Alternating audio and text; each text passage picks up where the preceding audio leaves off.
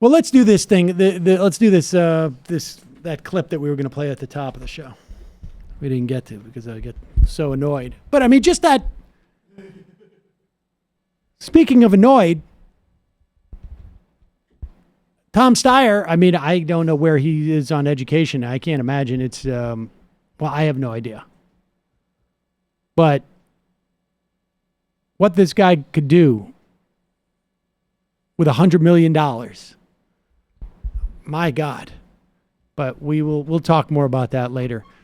Meanwhile, Fox News wants you to know that just because Donald Trump is not trying to cut Social Security at the moment, that day will come, and that it's super important for them to continue to remind their viewers that Social Security is going to go bankrupt, even though it's not, and that the 401k plans, the fact that they're a failed experiment, not that relevant.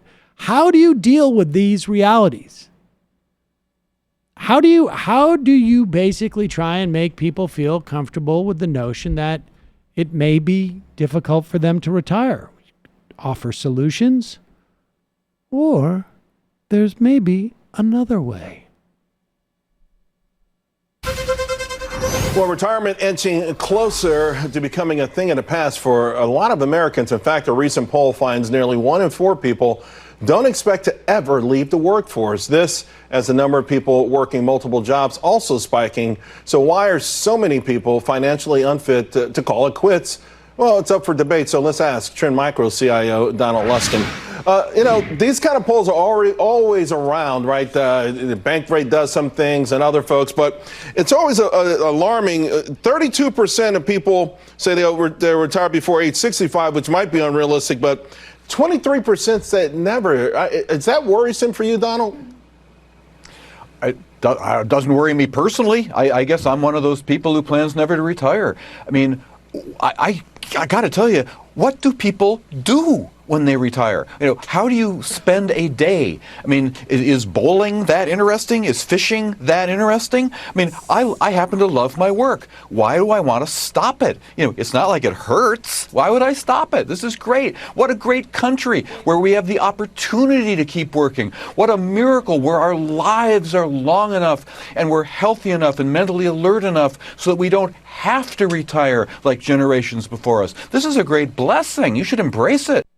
What's amazing is they are literally showing B-roll alongside this guy of just about every job that you could have where it actually literally does hurt. Yeah. Right? Like, hey, I'm working construction. I got news for you. Your body gives out in construction.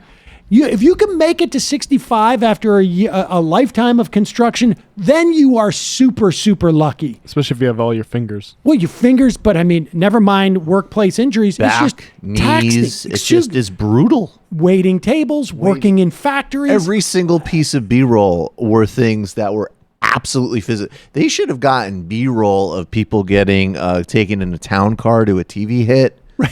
People Exactly. sitting on their ass at a hedge fund. People getting a massive check from the Koch brothers. People yelling at their assistants. People yelling at their assistants to type faster as they dictate an Ayn Rand masturbatory fantasy. This is, I mean, honestly, though, this is the sort of the perfect example of the last refuge, right? Where they go, like, the question is, why are so many people worried about the, why can't we manage to have a perfect retirement?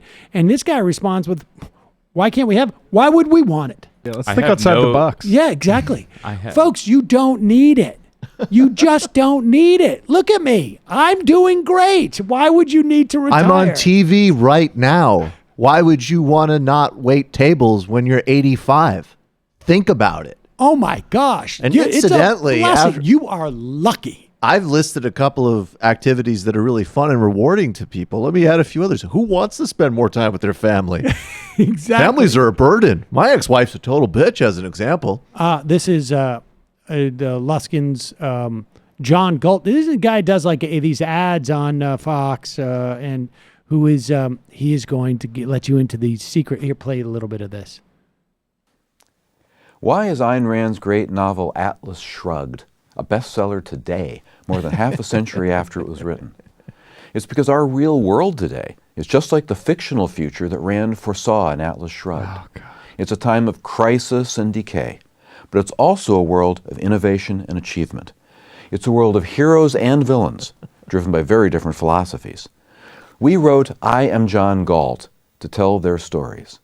We look at the heroic innovators who are building our world and show that they're doing it just like the heroes of Ayn Rand's novels.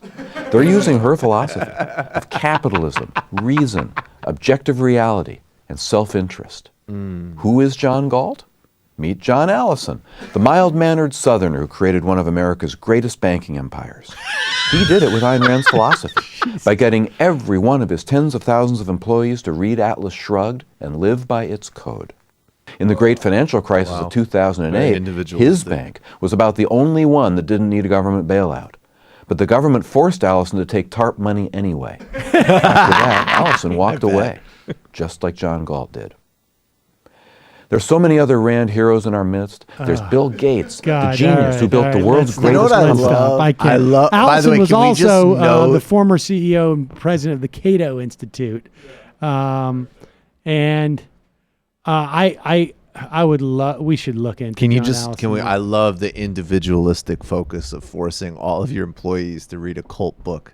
And guess It's what? a super individualistic. You don't need to. We don't need to contribute to your 401k because you don't want to retire anyways, guys. What are you gonna do? The world Travel? is very similar to the time of John Galt in the sense that there's, in addition to pillaging and destroying the country, CEOs still need to have some delusional Russian author with no writing capacity tell them that they're like Che Guevara or like operating a bank. They need to be flattered on top of everything else. That is the incredible thing about Ayn Rand.